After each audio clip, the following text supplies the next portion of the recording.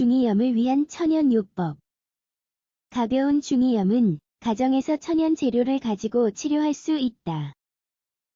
그러나 증상이 계속되거나 악화되면 다른 치료 선택지보다 의사를 찾아가는 것이 가장 좋은 방법이다.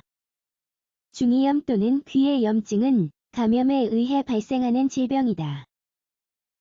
영향을 받은 부위에 따라서 중이염은 외이도염, 중이염, 삼출성 중이염일 수 있으며 급성 또는 만성 감염일 수 있다. 그러나 가장 흔한 형태는 고막 뒷부분에 염증이 생기는 중이염이다. 중이염을 위한 천연요법에 대해서 알고 있는가? 이 질병에 대한 치료는 감염의 심각성에 따라 달라지지만 증상이 경미한 경우 당신의 회복 과정을 빠르게 도와줄 수 있는 몇 가지 천연 재료가 있다. 이 글에서는 집에서 시도할 몇 가지 선택지를 공유할 것이다. 중이염을 위한 천연요법 4가지. 중이염은 귀의 통증, 이통, 중등도 열, 이명 및 과민 반응과 같은 불편한 증상을 유발할 수 있다. 가끔 현기증, 분비물 및 청력 상실을 동반하기도 한다. 대부분의 경우 이러한 불편한 증상은 며칠 내에 줄어들며 주요 합병증을 유발하지 않는다. 그러나 심각한 감염에 의해 발생한 중이염의 경우 다른 심각한 결과 중 청력 상실 또는 고막 파열로 이어질 수 있다. 따라서 문제의 원인을 판단하기 위해 당장 의사와 상담할 것을 권장한다. 경미한 경우 몇 가지 천연요법으로 개선시킬 수 있다. 메모해두자. 1. 올리브 오일. 현재까지 중이염의 치료법으로서 올리브 오일 사용을 뒷받침하는 확실한 과학적인 근거는 없다. 그럼에도 불구하고 몇 가지 일화적 자료는 올리브 오일이 효과적일 수 있다고 주장한다.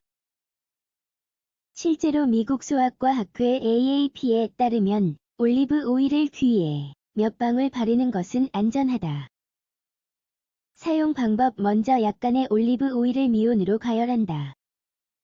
그런 뒤에 영향을 받은 귀에 3방울을 떨어뜨린다. 오일을 뜨겁게 가열해서는 안 된다. 주의 깊게 확인하라. 그 다음으로 머리를 기울이고 몇 분 동안 그대로 둔 다음에 빼낸다. 증상이 지속된다면 다음 날에도 치료를 반복한다. 2. 애플 사이다 식초. 고대부터 사람들은 애플 사이다 식초를 중이염과 다른 귀병의 치료제로 사용해왔다.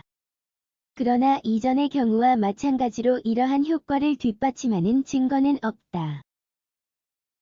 일부 연구에서 주장하는 것은 이 천연 재료가 박테리아, 바이러스 및 균에 효과적이라는 것이다. 사용 방법: 시작하기 위해 애플 사이다 식초와 따뜻한 물을 동일한 비율로 섞는다.